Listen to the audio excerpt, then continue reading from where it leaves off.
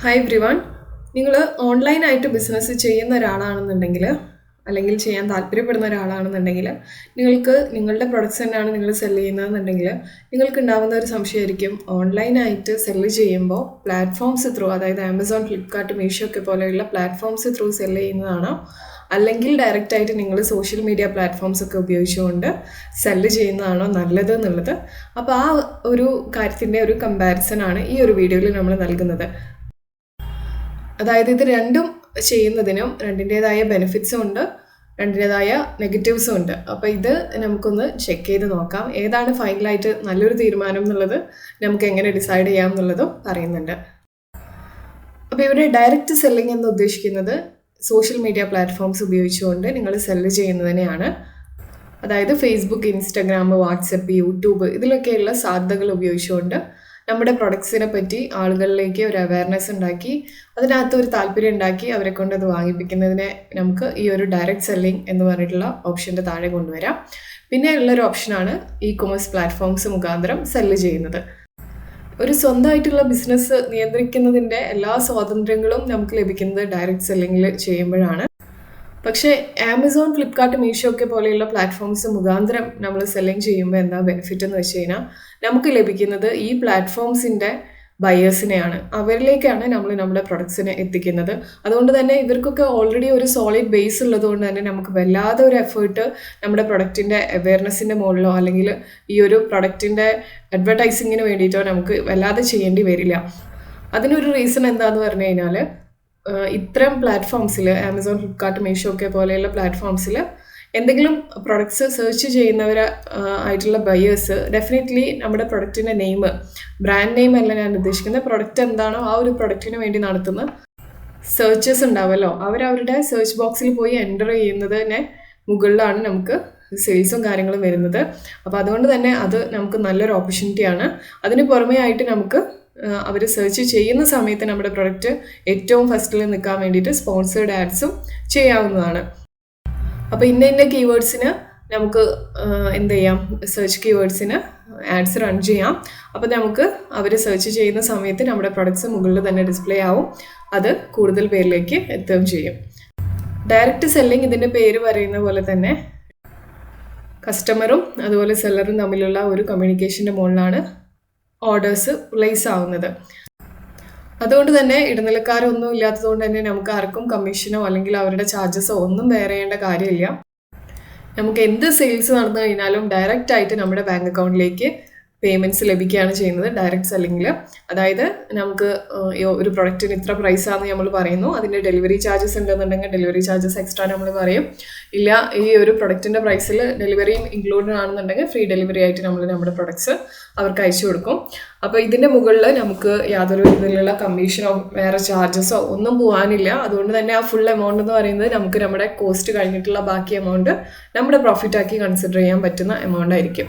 പക്ഷേ ഇത്തരം പ്ലാറ്റ്ഫോംസ് മുഖാന്തരം നമ്മൾ സെല്ല് ചെയ്യുകയാണെന്നുണ്ടെങ്കിൽ ഡെഫിനറ്റ്ലി നമുക്ക് ആ ഒരു പ്ലാറ്റ്ഫോമിൻ്റെ മറ്റ് ചാർജസ്, കമ്മീഷൻ ഫീസ് അല്ലെങ്കിൽ റെഫറൽ ഫീസ് എന്ന് പറയുന്നത്, ഫിക്സ്ഡ് ചാർജസ്, പിന്നെ കളക്ഷൻ ഫീ, അങ്ങനെയുള്ള മറ്റ് ചാർജസും നമ്മൾ ബെയർ ചെയ്യേണ്ടതായിട്ട് വരും. ഈ എമൗണ്ടിൽ നിന്ന് അതെല്ലാം ഡിഡക്റ്റ് ആയതിനു ശേഷം GSTയും കൂടെയുള്ള എമൗണ്ട് നമ്മൾ പേ ചെയ്യേണ്ടതായിട്ട് വരും റിട്ടേൺസിൽ.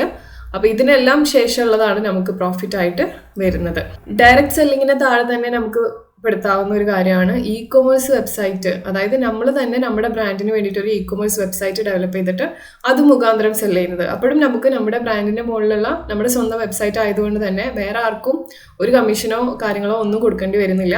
എക്സെപ്റ്റ് ഒരു കാര്യം, അതായത് പേയ്മെൻറ്റ് ഗേറ്റ് വേ നിങ്ങൾ കൊടുക്കുന്നുണ്ട് എന്നുണ്ടെങ്കിൽ പേയ്മെൻറ്റ് ഗേറ്റ് വേ എന്ന് പറയുന്നത് റേസർ പേയോ അല്ലെങ്കിൽ ഇൻസ്റ്റമോജോയോ ഇങ്ങനെയുള്ള ആപ്പ് ഉപയോഗിച്ചുകൊണ്ട്, ഇങ്ങനെയുള്ള പ്ലാറ്റ്ഫോംസ് ഉപയോഗിച്ചുകൊണ്ട് നിങ്ങൾ കസ്റ്റമേഴ്സിന് അവരുടെ ഓർഡറിനായിട്ടുള്ള പേയ്മെൻറ്റ് കംപ്ലീറ്റ് ചെയ്യാനുള്ള ഒരു സാധ്യത ഒരുക്കുകയാണെന്നുണ്ടെങ്കിൽ, അതായത് ഡെബിറ്റ് കാർഡ് മുഖാന്തരം, ക്രെഡിറ്റ് കാർഡ് മുഖാന്തരം, UPI ഉപയോഗിച്ചുകൊണ്ട്, അപ്പോൾ ഇങ്ങനെയുള്ള ഒരു കംപ്ലീറ്റ് ഒരു പേയ്മെൻറ്റ് ഓപ്ഷൻസ് നിങ്ങൾ പ്രൊവൈഡ് ചെയ്യുന്ന രീതിയിൽ ചെയ്യുകയാണെന്നുണ്ടെങ്കിൽ ആ ഒരു പേയ്മെൻറ്റ് ഗേറ്റ് വേയുടെ ഒരു നിശ്ചിത പെർസെൻറ്റ് നിങ്ങൾക്ക് എത്രയാണോ ഓർഡറിൻ്റെ എമൗണ്ട് വരുന്നത് അതിൻ്റെ മുകളിൽ ഒരു നിശ്ചിത പെർസെൻറ്റ് അവരുടെ പേയ്മെൻറ്റ് ഗേറ്റ് വേ ചാർജസ് ആയിട്ട് പോവും.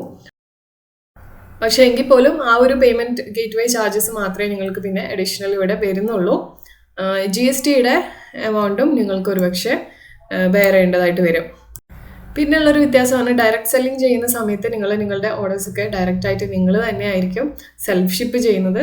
അതായത് നിങ്ങൾ തന്നെ കൊറിയർ പാർട്ട്ണറെ കണ്ടെത്തി ഇന്ത്യ പോസ്റ്റോ അല്ലെങ്കിൽ എന്താ പറയുക DTDCയോ ബ്ലൂ ഡാർട്ടോ ഏതാണെന്ന് വെച്ചാൽ അത് മുഖാന്തരം നമ്മൾ ഓർഡേഴ്സ് കൊണ്ടുപോയി അവർ അത് അയക്കുന്നതായിരിക്കും. അപ്പോൾ അങ്ങനെ ഉള്ള രീതിയിൽ ആയിരിക്കും നമ്മൾ ഡയറക്റ്റ് സെല്ലിങ്ങിൽ ചെയ്യുന്നത്. ഇനി അതല്ല ഇ-കൊമേഴ്സ് പ്ലാറ്റ്ഫോംസ് മുഖാന്തരമാണെന്നുണ്ടെങ്കിൽ നമുക്ക് 2 ഓപ്ഷൻസ് ആമസോൺ തരുന്നുണ്ട്. മീഷോ അല്ലെങ്കിൽ ഫ്ലിപ്കാർട്ടൊക്കെ പോലെയുള്ള പ്ലാറ്റ്ഫോംസ് അവരുടേതായ സ്വന്തം ഡെലിവറി പാർട്ട്നേഴ്സിനെ ഡിപ്പെൻഡ് ചെയ്തിട്ടാണ് നീങ്ങുന്നത്. അതുകൊണ്ട് തന്നെ നമുക്ക് ജസ്റ്റ് ഓർഡേഴ്സ് പാക്ക് ചെയ്ത് വെച്ച് കഴിഞ്ഞാൽ അവരുടെ ഏജൻസി തന്നെ വന്ന് പിക്ക് ചെയ്ത് കൊണ്ടുപോകുന്ന ഒരു സൗകര്യമുണ്ട്.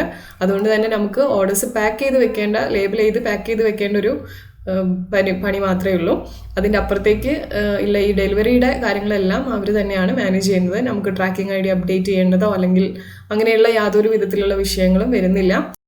ഇനി ഇത്തരത്തിലുള്ള ഇ-കൊമേഴ്സ് പ്ലാറ്റ്ഫോംസിൽ നമുക്ക് ചെയ്യുകയാണെന്നുണ്ടെങ്കിൽ നമുക്കൊരു പ്രിൻ്റർ ആവശ്യമായിട്ട് വരും. കാരണം ഓർഡേഴ്സ് വരുന്നതൊക്കെ അപ്പോൾ പ്രിൻ്റ് എടുത്ത് ലേബിൾ ചെയ്ത് റെഡിയാക്കി വെക്കാനായിട്ട്. ഇനി അതല്ലാന്നുണ്ടെങ്കിൽ നിങ്ങൾക്ക് നിങ്ങളുടെ അടുത്തുള്ള ഇതുപോലെ പ്രിൻറ്റ് ചെയ്ത് കൊടുക്കുന്ന സ്ഥാപനങ്ങൾ ഡിപ്പെൻഡ് ചെയ്തിട്ട് ലേബിൾസ് പ്രിൻ്റ് എടുത്തിട്ട് അങ്ങനെ നീങ്ങാം.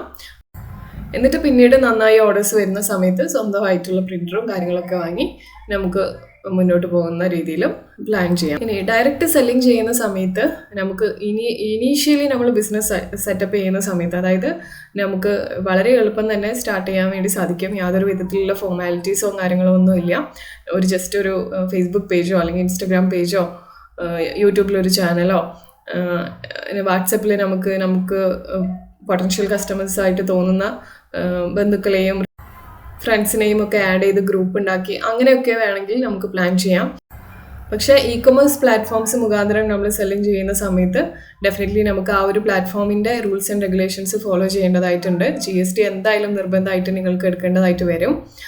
ഇല്ലാന്നുണ്ടെങ്കിൽ അതിൻ്റേതായ ലിമിറ്റേഷൻസോട് കൂടി മാത്രമേ നിങ്ങൾക്ക് സെല്ലിംഗ് ചെയ്യാൻ വേണ്ടി സാധിക്കുകയുള്ളൂ. മാത്രമല്ല ഇ-കൊമേഴ്സ് പ്ലാറ്റ്ഫോംസ് മുഖാന്തരം സെല്ല് ചെയ്യുന്ന സമയത്ത് നമുക്ക് ലിമിറ്റഡ് കൺട്രോളേ ഉണ്ടാവുള്ളൂ. നമുക്ക് വരുന്ന റിട്ടേൺസ്, അതായത് ഇൻ കേസ് നമ്മുടെ പ്രൊഡക്റ്റ് എല്ലാം കൊണ്ടും പെർഫെക്റ്റ് ആയിട്ടായിരിക്കും സെൻഡ് ചെയ്തിട്ടുണ്ടാവുക. പക്ഷെ എന്തെങ്കിലും ഇഷ്യൂവിൻ്റെ മുകളിൽ എന്തെങ്കിലും നിസാര ഇഷ്യൂ അല്ലെങ്കിൽ ഇല്ലാത്തൊരു ഇഷ്യൂവിൻ്റെ മുകളിലോ ആ ഒരു പ്രൊഡക്റ്റ് നമുക്ക് റിട്ടേൺ വന്നേക്കാം. അപ്പോൾ അത് നമുക്ക് ചിലപ്പോൾ നഷ്ടങ്ങൾ ഉണ്ടാക്കിയേക്കാം. അപ്പോൾ ഇതെല്ലാം മറ്റ് ഇ-കൊമേഴ്സ് പ്ലാറ്റ്ഫോംസിനെ ഡിപ്പെൻഡ് ചെയ്തിട്ട് നമ്മൾ സെല്ലിംഗ് ചെയ്യുകയാണെന്നുണ്ടെങ്കിൽ ഇത്തരത്തിലുള്ള കാര്യങ്ങളൊക്കെ നമ്മൾ എഫക്റ്റ് ചെയ്യും.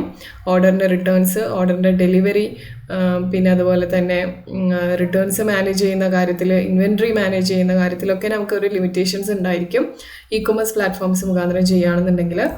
പക്ഷെ നമ്മൾ ഡയറക്റ്റ് സെല്ലിംഗ് ചെയ്യുകയാണെന്നുണ്ടെങ്കിൽ നമുക്ക് തീർച്ചയായിട്ടും നല്ലൊരു കൺട്രോൾ ഉണ്ടായിരിക്കും. നമുക്ക് റിട്ടേൺസ് വരുന്നത് എങ്ങനെയൊക്കെയുള്ള സാഹചര്യങ്ങളിൽ മാത്രം നമുക്ക് അക്സെപ്റ്റ് ചെയ്യാമെന്ന് നമുക്ക് തന്നെ റൂൾസ് ആൻഡ് റെഗുലേഷൻസ് വെക്കാം. ഓർഡറിൻ്റെ ഡെലിവറിയുടെ കാര്യത്തിലും നമുക്ക് സെൽഫ് ആയിട്ട് ചെയ്യുന്നത് കൊണ്ട് തന്നെ അതിൻ്റെ കാര്യങ്ങളിലും നമുക്കൊരു കൺട്രോൾ ഉണ്ടായിരിക്കും. കാരണം പലപ്പോഴും നമുക്ക് ഇ-കൊമേഴ്സ് പ്ലാറ്റ്ഫോംസ് മുഖാന്തരം സെല്ല് ചെയ്യുമ്പോൾ അവരുടെ ഏജൻസ് വന്ന് പിക്ക് ചെയ്തില്ല എന്നുണ്ടെങ്കിൽ നമുക്ക് ആ ഒരു ഓർഡർ നമ്മൾ പാക്ക് ചെയ്തത് ഇങ്ങനെ ഇരിക്കും. അപ്പം അത് അവർക്ക് ഫീസിബിൾ ആവുന്ന സിറ്റുവേഷൻസിൽ വന്ന് പിക്ക് ചെയ്യുന്നു എന്നുള്ളൊരു നിലയ്ക്കും ചിലപ്പോൾ സംഭവങ്ങൾ മാറും. അപ്പോൾ അതുകൊണ്ട് നമുക്ക് ബെറ്റർ കൺട്രോൾ കിട്ടുന്നത് ഡയറക്റ്റ് സെല്ലിങ്ങിലായിരിക്കും. പിന്നെ നിങ്ങൾ സ്വന്തമായിട്ട് ചെയ്യുകയാണെന്നുണ്ടെങ്കിൽ, ഡയറക്റ്റ് സെല്ലിംഗ് ചെയ്യുകയാണെന്നുണ്ടെങ്കിൽ GST ഒന്നും നിങ്ങൾക്ക് മാൻഡേറ്ററി ആയിട്ട് വരുന്നില്ല. ഇനീഷ്യൽ സ്റ്റേജസിൽ നിങ്ങളൊരു വെബ്സൈറ്റ് ഒക്കെ എടുത്ത് നീങ്ങുകയാണെന്നുണ്ടെങ്കിൽ ഒബ്വിയസ്ലി നിങ്ങൾക്ക് GST മാൻഡേറ്ററി ആയിട്ട് വരും. പിന്നെന്ന് പറഞ്ഞാൽ ഇ-കൊമേഴ്സ് പ്ലാറ്റ്ഫോംസ് മുഖാന്തരം വിൽക്കുമ്പോൾ ഞാൻ നേരത്തെ പറഞ്ഞതുപോലെ തന്നെ ഒത്തിരി ചാർജസും കാര്യങ്ങളും നമുക്ക് വരുന്നുണ്ട്. പക്ഷെ നമുക്ക് ഡയറക്റ്റ് ആയിട്ട് ഒരു കസ്റ്റമറിനെ കിട്ടുകയാണെന്നുണ്ടെങ്കിൽ ഡെഫിനറ്റ്ലി നമുക്ക് അതായിരിക്കും കുറച്ചും കൂടി ഫീസിബിൾ ആയിട്ട് വരിക. പക്ഷേ ഞാൻ പറയുന്ന മറ്റൊരു കാര്യം എന്താണെന്ന് വെച്ച് കഴിഞ്ഞാൽ, ഇത്തരം പ്ലാറ്റ്ഫോംസിലൂടെ വെക്കുമ്പോൾ ഉള്ളത് എന്ന് പറഞ്ഞു കഴിഞ്ഞാൽ നമുക്ക് നമ്മുടെ ബ്രാൻഡിന് ഒരു ക്രെഡിബിലിറ്റി കൊണ്ടുവരാനായിട്ട് അനായാസം സാധിക്കും. കാരണം നിങ്ങൾ ഒരു സുപ്രഭാതത്തിൽ ഒരു ബിസിനസ് എന്നുള്ള രീതിയിൽ സോഷ്യൽ മീഡിയ പ്ലാറ്റ്ഫോംസ് മുഖാന്തരം തുടങ്ങി ആളുകൾ അത് എത്രത്തോളം ട്രസ്റ്റ് ചെയ്യും എന്നുള്ള കാര്യത്തിൽ നിങ്ങൾക്ക് സംശയം ഉണ്ടാവും. അപ്പോൾ ആ ഒരു ഫാക്ടർ നമുക്ക് മറികടക്കാനായിട്ട് ഇത്തരം പ്ലാറ്റ്ഫോംസിലും കൂടി നിങ്ങൾ അവൈലബിൾ ആണെന്നുണ്ടെങ്കിൽ ആ ഒരു ട്രസ്റ്റ് ബിൽഡ് ചെയ്യാനായിട്ട് നിങ്ങൾക്ക് കുറച്ചുകൂടി ഹെൽപ്ഫുൾ ആയിരിക്കും. മാത്രമല്ല ഞാൻ പറഞ്ഞ പോലെ തന്നെ കുറച്ചുകൂടി വൈഡായിട്ടുള്ള ഓഡിയൻസിലേക്കാണ് നിങ്ങൾക്ക് ഈസി ആയിട്ട് ഒരു ആക്സസ് കിട്ടുന്നത്. അവർക്ക് അവരുടേതായ റൂൾസ് ആൻഡ് റെഗുലേഷൻസ് ഉണ്ടാവും. അപ്രൂവൽ എടുക്കണം എന്ന് പറയും, ബ്രാൻഡ് അപ്രൂവൽ വേണമെന്ന് പറയും, ട്രേഡ് മാർക്ക് രജിസ്ട്രേഷൻ ചിലപ്പോൾ മാൻഡേറ്ററി ആയിട്ട് വരും നിങ്ങൾക്ക്.